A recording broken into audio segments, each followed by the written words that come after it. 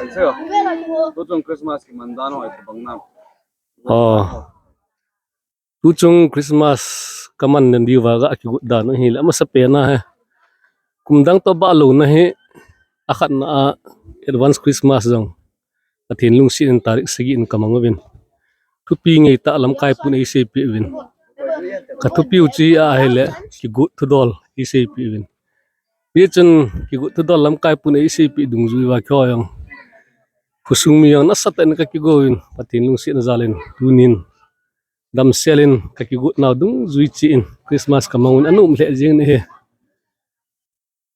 Aba imado anum jingam. Decoration ho kan sa. Apa ke pa mi eti ho them hi je nga gol lang ho afel now Christmas tree ho jang kum dang atani ki bol kha hen ho ile jeng ki pa min chi jong hi ga vet dinga he I mach en gel hi jong le han nga gol lang ho tom ngai na kha hen ji cha phai cha min ka chen now he ting lang gam khu chan pya ku na che mau hen pu wa e pule pa chon ngai ni sa ding sa ma hen bol wa aga su tu wa la lom le jengin kum dang ka bol kha he win che phai cham hi in ma na yang gam hlan chile lim lom ten bet lem bong in nga asim ni le nga gol ngo chuang ki pa thu ga ki season chile in sung decoration ho jang hoi le jeng chile la ya ga ka mo gin sa star ga ki sim yang kho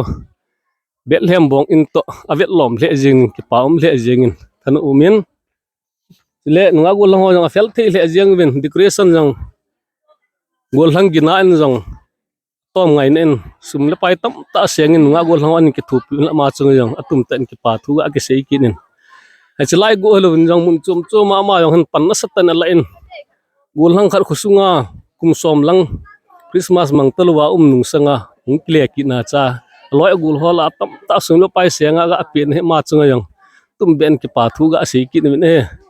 anu min tu chung he kum dang sangin ki pa min thanu yang ome ti chu azon pe na ka sei tan te